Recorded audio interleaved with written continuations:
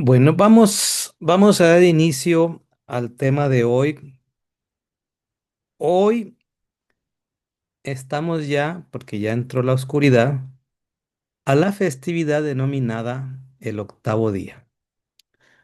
Hoy vamos a hablar de esta festividad, el octavo día, que es la última de las fiestas o último evento como fiesta citado dentro del calendario de festividades que son catalogadas como sagradas o este,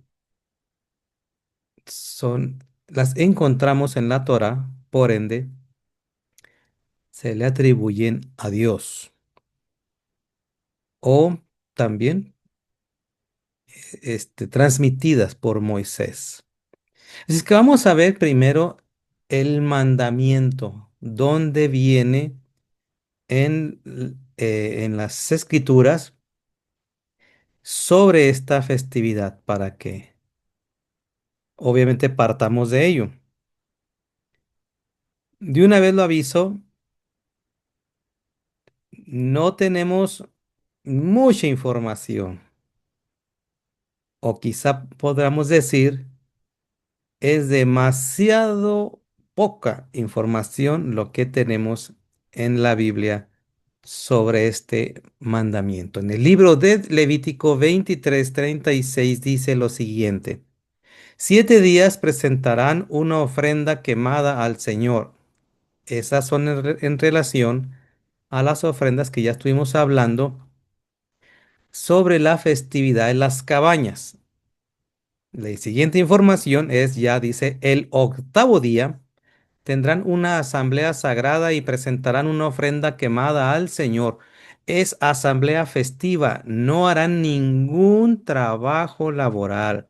Es decir, que en ese octavo día establece el libro de Levítico 23 que ese día es sagrado, es especial, es aparte. Cuando decimos sagrado, es aparte de los demás. Otro texto que nos habla de este mandamiento lo encontramos en el libro de Números 29:35. El octavo día tendrán asamblea festiva, no hará ningún trabajo laboral. Es decir, es día de Shabbat o día de reposo. No se hace nada de actividades, no se labora en este sentido. Bueno, vamos entonces a hablar sobre esto porque vamos a... Yo señalé ahorita que no tenemos nada de información, es sumamente escueta, ¿verdad? Muy poca, es todo. ¿Qué se hace? ¿Por qué se hace? ¿Cómo se hace? Salvo que no se debe trabajar, salvo que es un día festivo, no sabemos más o no tenemos mayor información. Sin embargo, como lo vamos a comentar en el transcurso de estos minutos, vamos a ver que aunado a ciertos pasajes bíblicos, los exégetas en el judaísmo han enseñado un por qué hacerlo. Han platicado, han compartido enseñanzas de qué transmite. Les puse yo en la invitación de este estudio que el día octavo, ¿qué tiene que ver con el Mesías? Porque vamos a ver ciertas cosas que obviamente permiten responder a lo que acabo de plantear. Luego entonces, pues, vamos a considerar que como no tenemos nada en la Biblia, más allá de lo que acabamos de leer, sí tenemos información, por ejemplo, cómo en la tradición judía y en el misticismo judío lo han denominado. ¿Cómo lo ven en el judaísmo místico? o en el judaísmo tradicional, ¿cómo lo visualizan? Y hago este comentario, o esta pregunta, porque vamos a encontrar eh, mm, información en el Nuevo Testamento que permite ver que así también lo miraban en esa época. Bueno, entonces para empezar, en el misticismo judío, el, y sobre todo en conceptos cabalísticos, los números recobran importancia. El 3, el 7, el 8. Y en este caso, ya habíamos hablado nosotros que una de las cosas que llamaba la atención es el número 7. ¿Por qué 7 días la creación? ¿Por qué 7 días Pesaj? ¿Por qué 7 días Sukkot? ¿Y por qué en el séptimo mes el cierre, las festividades? Entonces le han dado una connotación de mística, algo más enseña. En la Biblia no dice nada de esto. Obviamente estamos hablando de comentarios, ¿no? Entonces, el número 7 para el misticismo judío es completo. Obviamente, haciendo una aclaración que puede ser entendible que se apoyen con solvencia, porque cuando vemos Génesis, dice que la creación se llevó 7 días, contuye Shabbat. Las festividades, las semanas que podemos ver, que lleva una semana, pues Pascua, 7 días, Sukkot, 7 días. Entonces, 7 lo ven como completo. Transmite, dentro de esta forma de pensar, transmite un, una cosa de completo. Está, no, nada le falta. Está perfecto. No, no, no hace falta más. Y si el 7 transmite que no hace falta más y todo está completo, ¿qué es el 8? O sea, para estas formas de pensar, bueno, si el 7 es completo, perfecto, no hace falta nada, ¿qué es el 8 entonces para ellos? Y aquí es donde nosotros encontramos que para este tipo de conceptos o de filosofías, el número 8 simboliza la vida eterna. El número 8 simboliza un nuevo inicio. Ya pasó un periodo, un nuevo inicio acaba de empezar. Y esto es interesante porque lo que voy a decir también puede tener solvencia en el siguiente planteamiento. Como no tenemos nada sobre el número 8, el día 8, que pueda transmitir o por qué hacerlo en particular, que nos diga algo, entonces se han apoyado en diferentes conceptos. Y para entonces yo les voy a hacer varios textos para que vean qué pasa o qué ordenanzas se cumplían en un día 8. No en la festividad que estamos hablando al cierre del año, en el séptimo mes. No, es solamente que vean que el número 8 como también sale a relucir bastante. Y para ello, vamos a ver, por ejemplo, que en el libro de Éxodo 22:30 nosotros encontramos una orden que permite ilustrar qué se hace o qué se debe de hacer con los primogénitos. En el Éxodo capítulo 22, en el versículo número 30, usted encuentra que dice lo siguiente. Pues se lo voy a poner en pantalla para que lo pueda apreciar. Lo mismo harás con el de tus vacas y el de tus ovejas. 7 días estará con su madre y al octavo día me lo darás.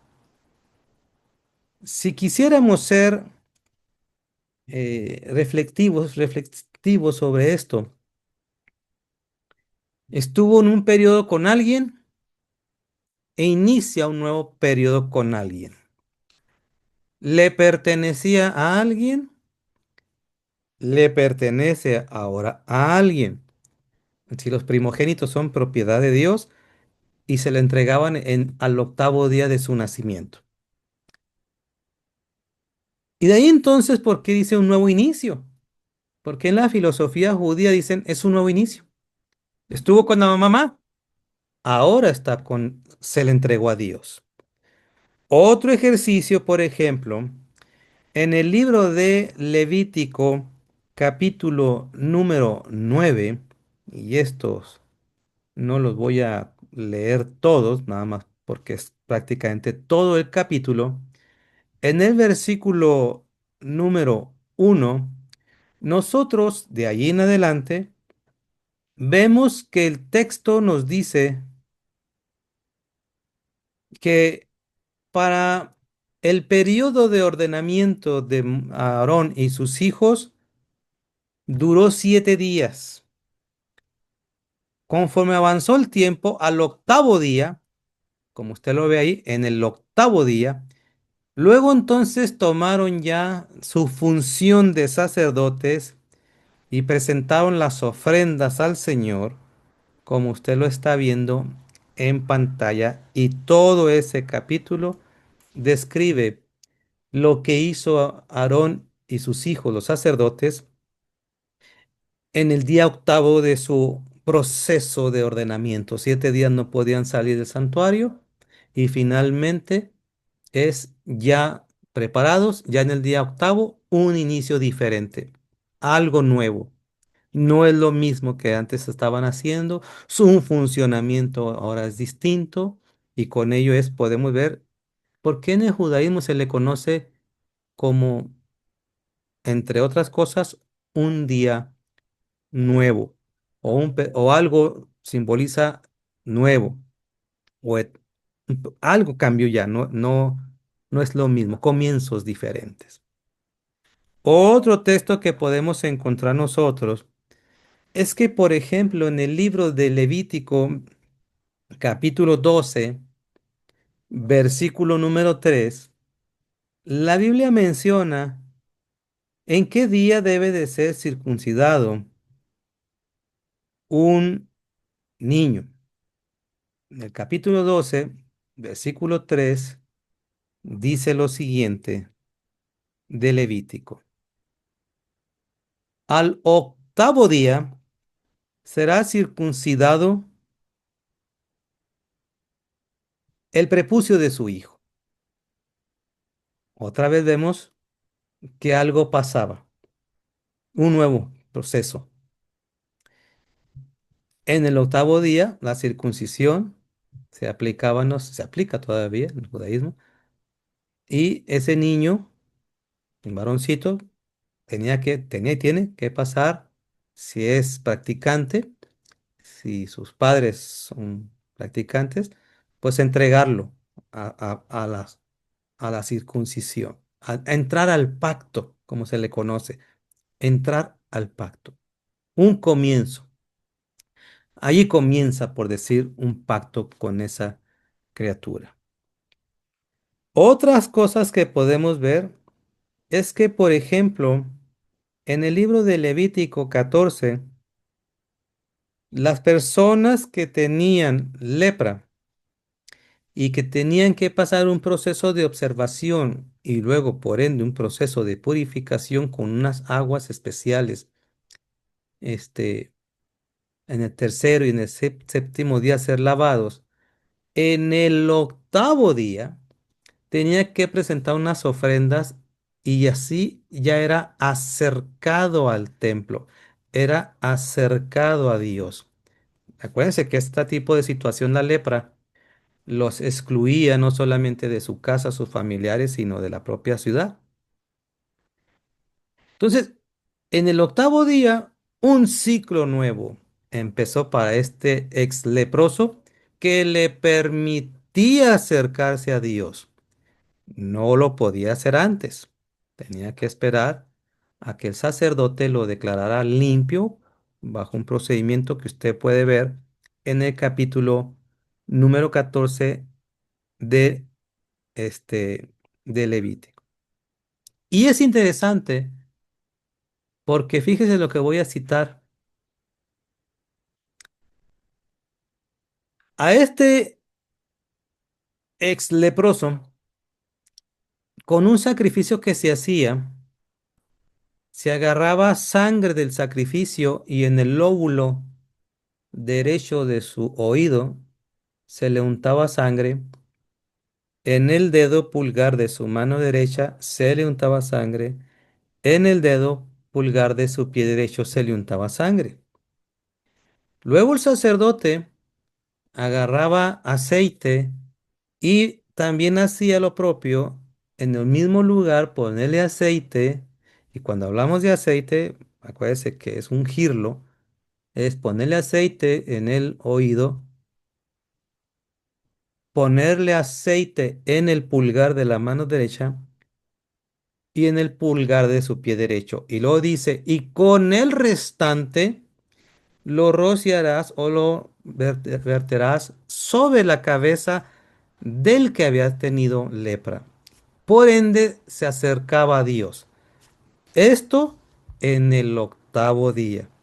O sea, vea que estos términos que estoy usando, porque en el judaísmo, que no dice la Biblia más información del octavo día que cierra la festividad de Sukkot, ¿por qué lo relacionaron con comienzos nuevos, con un periodo diferente y también, como también lo vamos a citar más adelante, en vida eterna?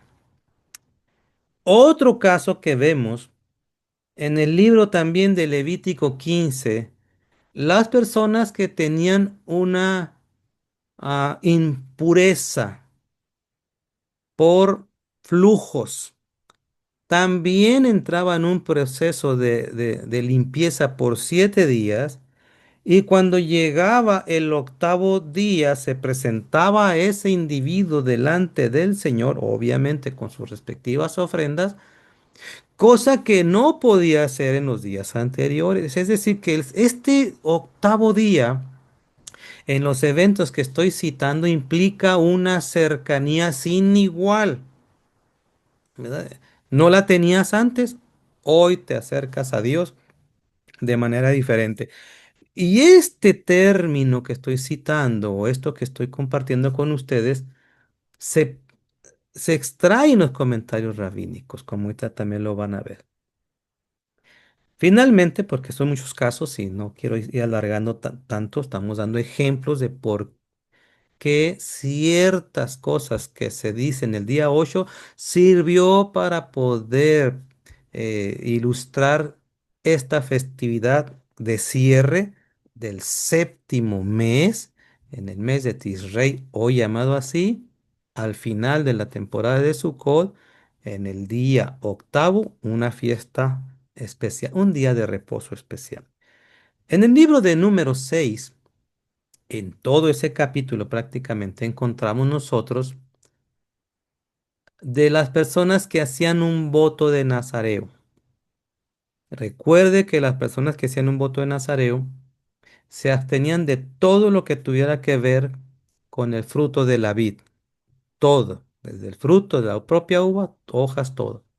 No podía por ende embriagarse, no podía tomar jugo de uva, no podía comer uva, no podía masticar las propias hojas de las uvas.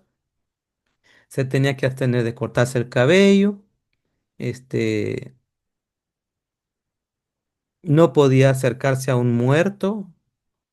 Y si por un acto infortunio alguien moría a su alrededor, esa persona entraba en un periodo de 7 días de purificación y al octavo día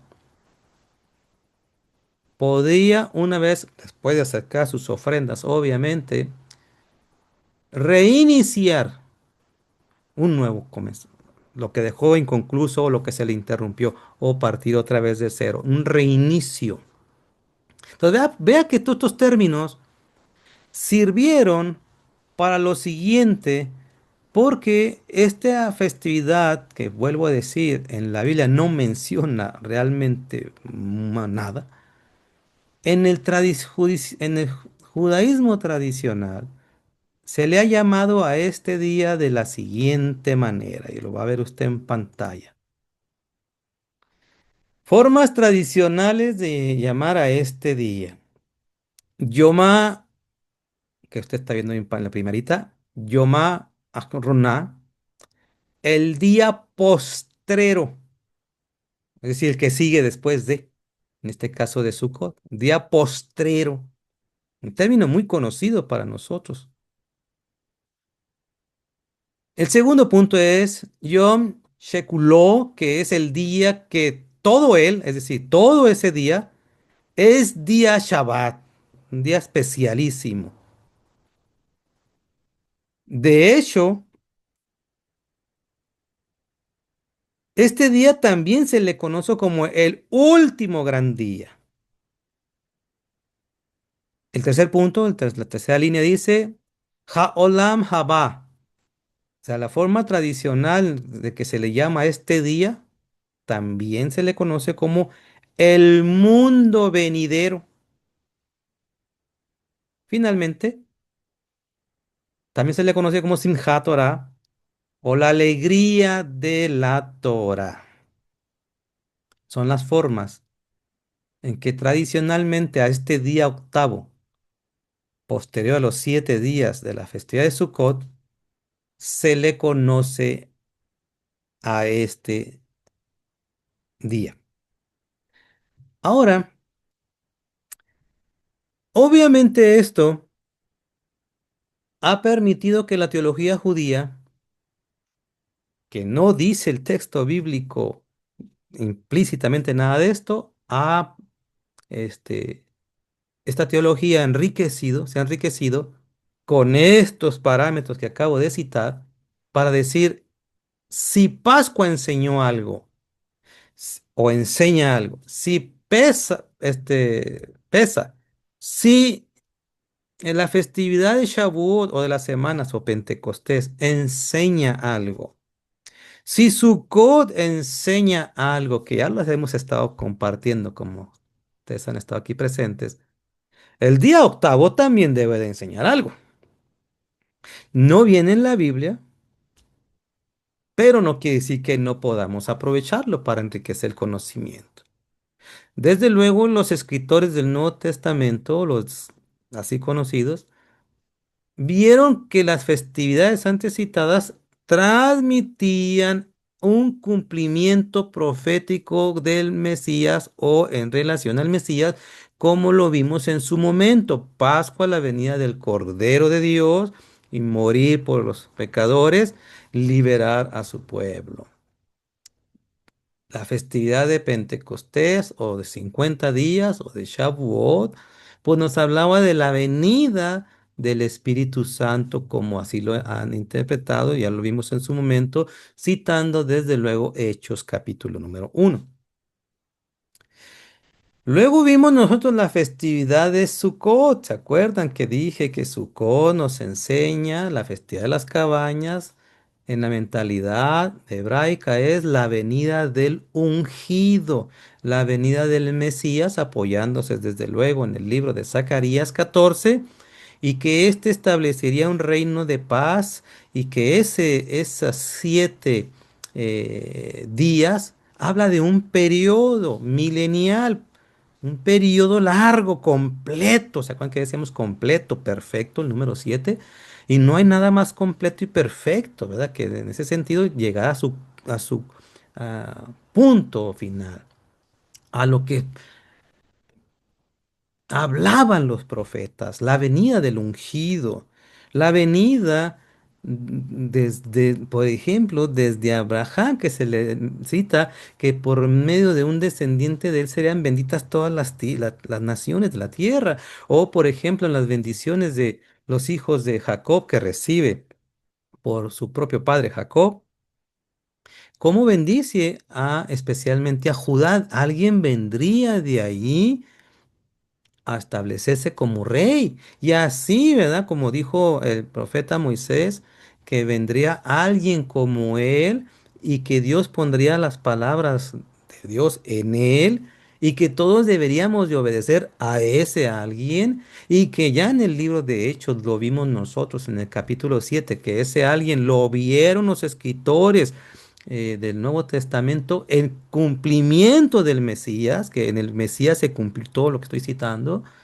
Así es que dijeron, si el Mesías tiene que venir,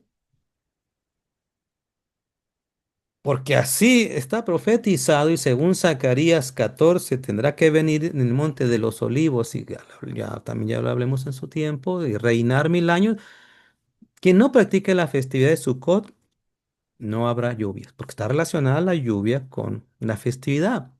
De hecho, hay versiones bíblicas cristianas y otras mesiánicas que cuando describen Juan en el capítulo 1, en el cuarto libro de los Evangelios, cuando describen que vino el Mesías, dice en muchas versiones, y aquel verbo se hizo carne. Es interesante que otras versiones dice tabernaculizó. La fiesta de los tabernáculos, tabernaculizó. Entonces ya vimos que para ellos en el judaísmo, estas fiestas citadas todas hablan del Mesías. Y entonces, ¿y la 8? Es decir, mejor dicho, ¿y el octavo día? ¿Qué te enseña? Rashi, un hombre que vivió ya en el siglo XI, dice Rashi, o más conocido como Rashi, porque su nombre no era Rashi, Rashi, su nombre era Rabbi Shlomo Yitzhak. Dice lo siguiente, escribió un midrash que está citado en el Talmud, en el Tratado de Suca 55b, que dice que cuando el pueblo de Israel terminó de ofrecer el sacrificio de la festividad de Sukkot, ¿se acuerdan de los siete días de sacrificios especiales que fue con el texto que iniciamos? Les dijo Dios, miren la forma en lo que lo miraba un judío unos 1000 años atrás. Les dijo Dios a ellos, es decir, a los presentes de esta instrucción. Por favor, prepárenme una pequeña comida para que yo tenga placer de ustedes. No hay, estos son comentarios de este hombre, no hay mejor placer de Dios que estar con su pueblo, estar con ellos, estar comiendo con ellos, disfrutar con ellos. ¿Cómo empezamos Génesis?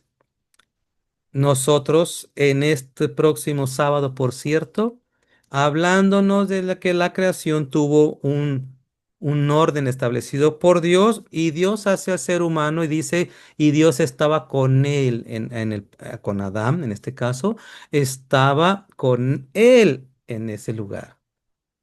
Se paseaba Dios entre el paraíso con Adán, o sea, allí estaba con él. ¿Cómo cambió todo? Pues todos sabemos que cambió debido al pecado.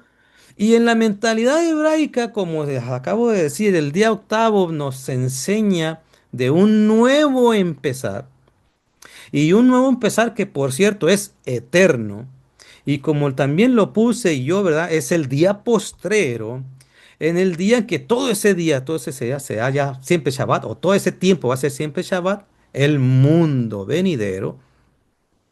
Fíjense qué interesante, porque en el judaísmo el día octavo dice, algún día va a venir el Mesías, cumplirá de tabernaculizar entre la humanidad, como hizo Zacarías 14.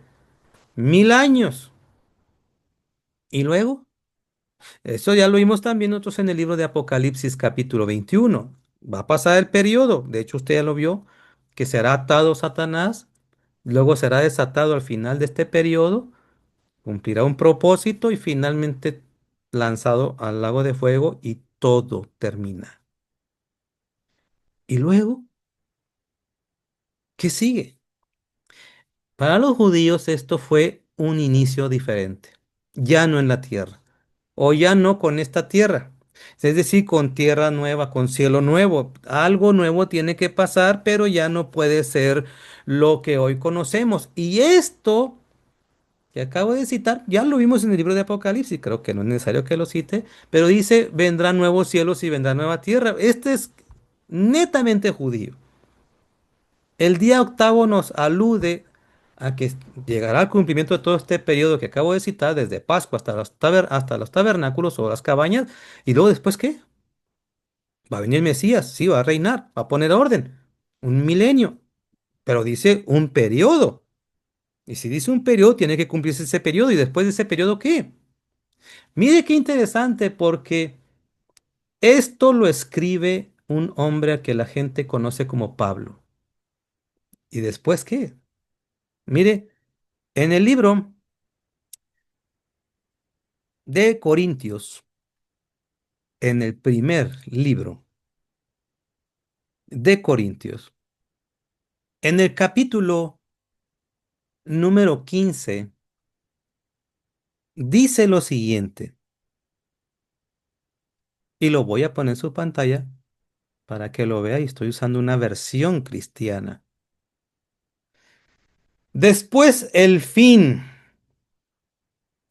cuando él, es decir, el Mesías, Yeshua o Jesús de Nazaret, cuando él entregue el reino al Dios y Padre, y cuando haya anulado todo principado, autoridad y poder, de que hay un periodo, y cuando venga el Mesías y cumpla ese periodo, el escritor a la carta a los Corintios dice, ¿y después qué va a pasar? Pues una vez que domine, porque ya lo hemos visto en el capítulo 21 de Apocalipsis, y sea vencidos todos sus enemigos, y sea gobernado la tierra por 1000 años, ¿finalmente qué? Pablo dice entonces que se le entregará el Mesías. Todo lo que le sujetó Dios a él, ahora él se lo va a entregar a su Padre. De hecho, al seguir leyendo, en el versículo 27 dice, porque ha sujetado todas las cosas debajo de sus pies, es decir, el Padre al Hijo, pero cuando dice todas las cosas están sujetas a él, sí, claramente está exceptuando a aquel que le sujetó todas las cosas. O sea, el Padre no está sujeto a él, es lo que está diciendo. Cuando todas las cosas, dice el versículo 27, 28, perdón, pero cuando aquel le ponga en sujeción todas las cosas, es decir, el Hijo al Padre, entonces el Hijo mismo también será sujeto al que le sujetó todas las cosas para que Dios sea el todo en todos. ¿Qué nos enseña este día? Mire, vamos a ver algo interesante para que vean cómo los escritores del Nuevo Testamento tenían influencia de lo que acabo de citar. En el Evangelio de Juan, en el capítulo número 7, en el versículo número 37, encontramos lo siguiente y dice, pero en el último y gran día de la fiesta, Jesús se puso de pie y alzó la voz diciendo, si alguno tiene sed, venga a mí y beba. El que cree en mí, como dice la escritura, ríos de agua viva correrán en su interior. Y si me regreso. Pero en el último y gran día de la fiesta. Y a lo mejor usted se pregunta, sí, pero ¿cuál es ese día? ¿Cuál es ese día? ¿O de qué fiesta está hablando? Juan 7 está explicándolo porque usted lo puede ver allí en esa pantalla que está hablando de la festividad de Sucot o las cabañas, tabernáculos, y que la última, es decir, ese octavo día que cierra el gran día.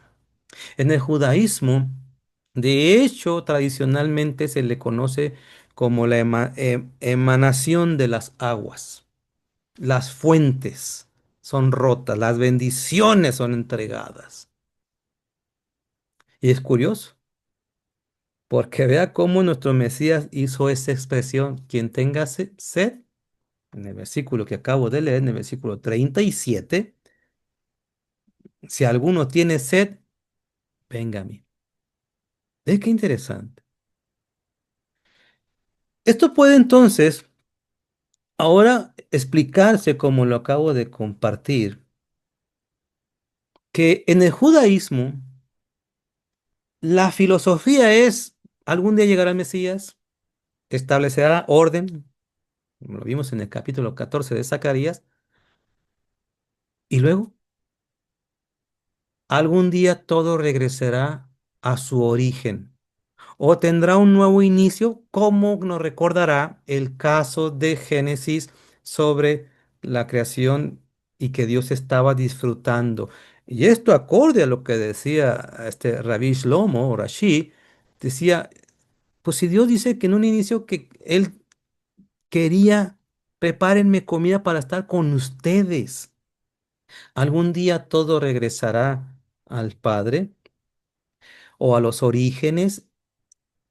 Algún día, según Apocalipsis 21, no lo hemos leído porque ya lo hemos leído la otra ocasión, sobre, sobre la festividad de Sukkot. Algún día, según Apocalipsis 21, del 1 al 3, nuevos cielos, nueva tierra, un reinicio, un nuevo comienzo. Ah, pero ya no como este que es mortal, sino eterno, sino eterno. Y esto es lo interesante de esta festividad, porque a pesar de la que en el libro de Levíticos y en el libro de Números, cuando se cita esta fiesta, carece de explicación, en la teología judía vieron un hecho interesante. ¿Esto algún día pasará? ¿Esto algún día terminará? No le va a ir bien, ¿verdad? Tendrá que venir el Mesías a poner orden a este desorden que tanto tenemos y más ahora que de rumores de guerras y guerras. Y finalmente, cuando el Mesías reine y establezca su gobierno y reino, y cuando se cumpla este periodo, entonces la segunda muerte será vencida y nunca más existirán enfermedades, tristezas, muerte, sino que seremos eternos, como bien dijo nuestro Señor Yeshua, que seremos como los ángeles. Esto es la cómo lo miraban los judíos y esto es lo que vemos. Dice que interesante en los escritos de aquellos a quien se les conoce como los discípulos de Yeshua. ¿Y usted cómo lo ve?